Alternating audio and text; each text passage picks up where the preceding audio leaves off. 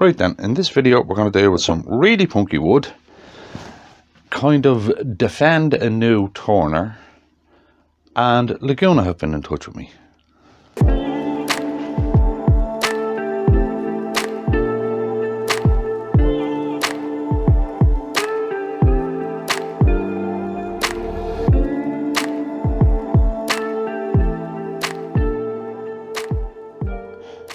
Right then, there's a very high possibility that there's not going to be a finished piece at the end of this video, and I'll tell you why.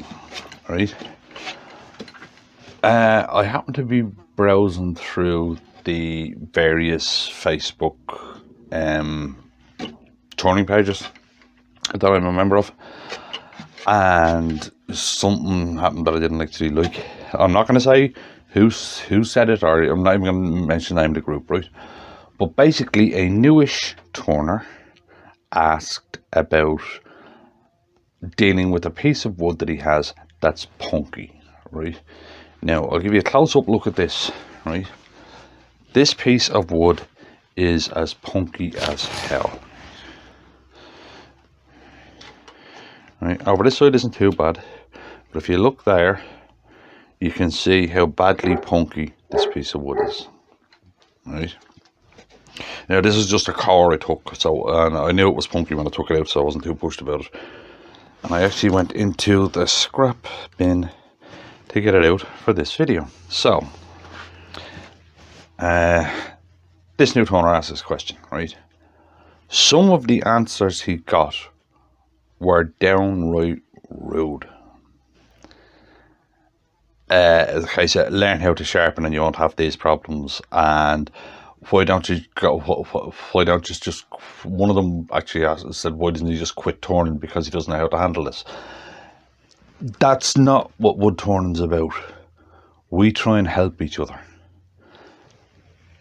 Giving newer turners answers like that, smart-ass answers, just to make yourself feel better, to make yourself be the big man, that's not gonna help the craft, right? We need to be helping each other, right? Now, as I said, this may not end up right, but we'll get on with it. Right now, the first thing with really punky wood is your tools have to be really, really sharp. Right now, so I've just taken this ball gouge off of the grinder, and so it's actually razor sharp, right? Also, what helps with punky wood is good speed, right?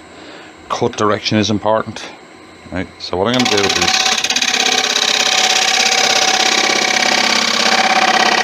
right, I'm going to have to round this off.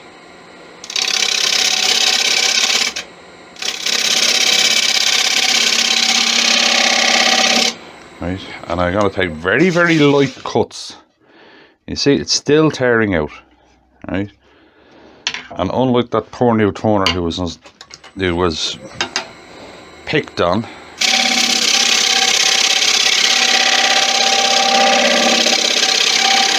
I know what I'm doing.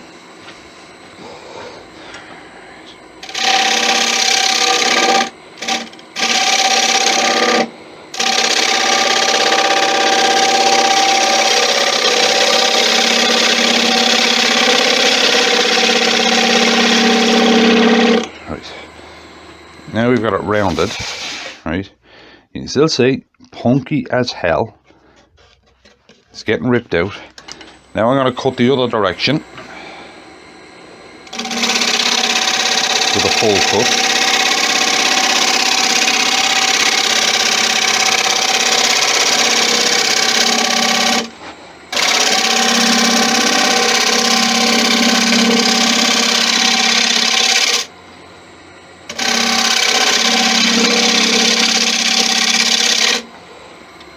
And we look at it again, and it's still tearing out.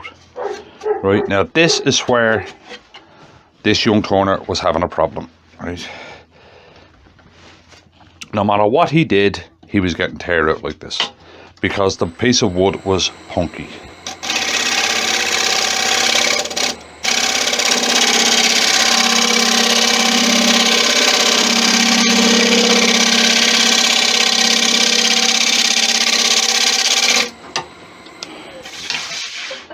And there's a lower angle cut, and it's still tearing out, right?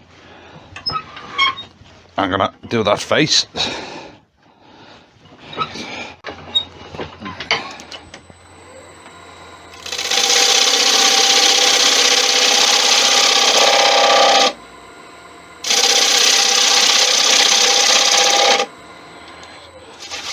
And a push cut, still tearing out. This is going to happen with punky wood, right? Now, there's a few ways of doing this, right? You can use sanding sealer. You can use thin CA. Now, where did I put that other bottle? And you can use wood hardener, which I have a bottle of around here somewhere. Oh, there it is. Right, you can use a wood hardener, right? Now, the whole thing is, if you're doing a bowl, do not use a wood hardener, a proprietary wood hardener. These things are toxic, and they're toxic as hell, really, to be honest with you. I use this if I'm doing, say, a lamp or a snowman or something that will never be in contact with food, right? It's as I said, these things are great, they work fantastically, but I wouldn't use it on anything that's in contact with food because it is as toxic as hell, right? So we'll take that one out of the equation. You're left with sanding sealer and CA. Now what I'll do is, there's two really punky parts here. There's a really punky part there, and there's a really punky part there, right? So I'll grab a marker, right, and we'll mark it on. I hope you can see that, right? So we'll use sanding sealer on that section, and we will use CA on that section, right?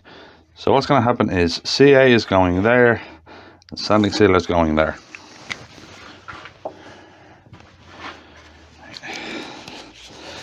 And it's thin CA. And all I'm going to do is soak that really punky bit in it. The only problem with doing CA on punky wood, as you can see, is you're going to get smoke. It will cost you a lot, and it stinks, right? That smoke will actually catch in your throat, right? Or you can use sanding sealer, which I'm going to do on that section.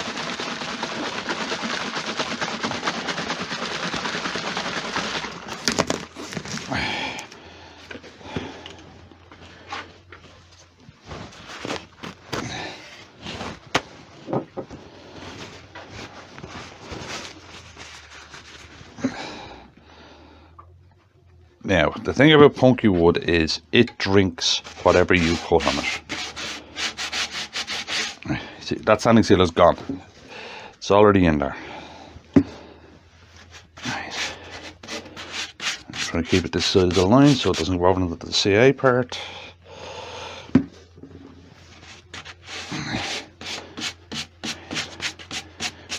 Now, I'm going to let that dry. And while that's drying, I'll tell you what happened with Laguna. And I want to thank a mate, Paul, up country, who sent me these. They're, hopefully the camera will actually pick this up. They're Maker's Marks he's starting to make. Now, he doesn't know if he's going to sell them or not yet. Dropped it. But he was just trying them out, so he sent me up a few of these.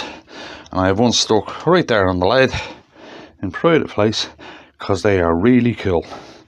Cheers for that, Paul.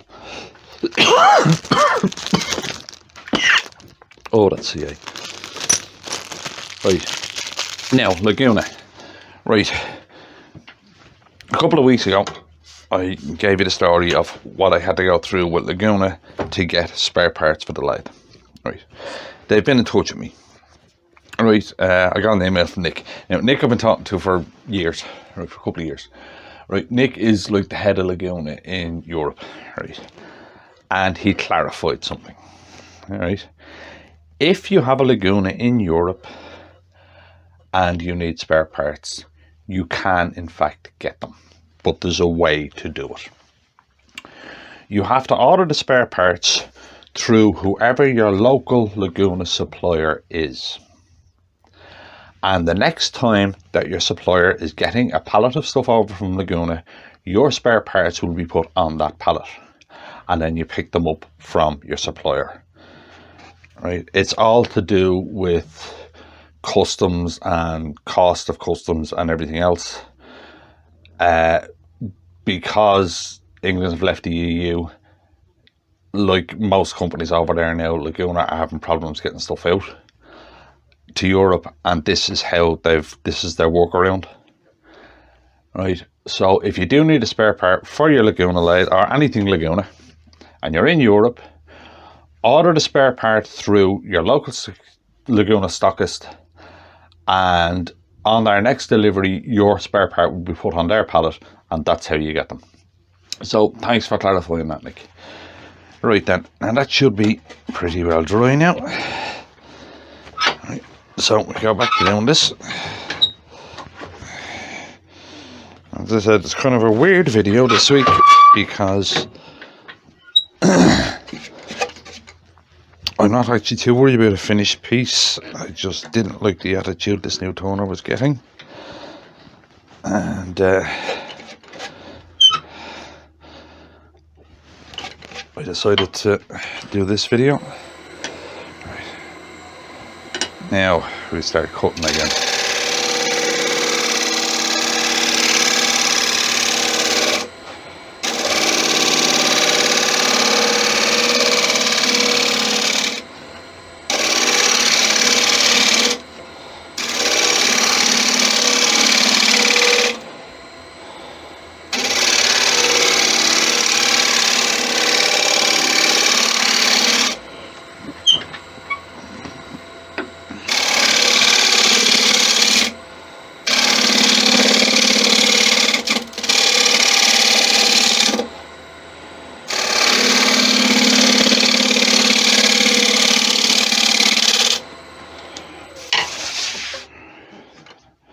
And where are those marks? Okay. You see the CA one? Where it's gone really smooth. There's a couple of still divots in it from where that punkiness had gotten in really deep. And that one is still kind of wet, so it hasn't fully gone off yet. So I might have to wait another couple of minutes to do that. But you can see the difference that actually just treating it makes. Especially if you're using something that's really, really punky like this. Like this is so punky, it weighs nothing. Right. But you can see what you can do to help punkiness. And if somebody asks for help, giving them a smart arse, no, you're useless answer, that's not the way to do it, lads. Help if you can. If you don't know how to do it, don't say anything. Right, so I'll give that another couple of minutes to dry, and then we'll keep going. Right then, it feels like it's dry.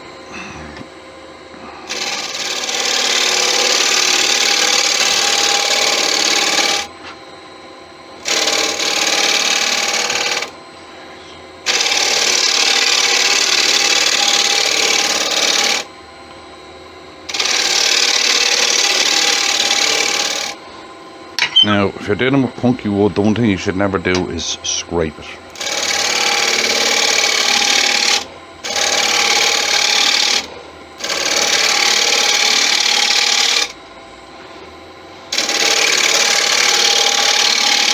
Right, so I'm not scraping this, I'm cutting it.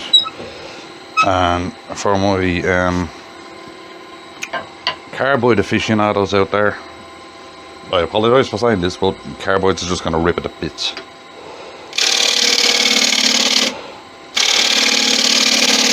Unless you use one of the, you know, the hooked or the cutting pieces.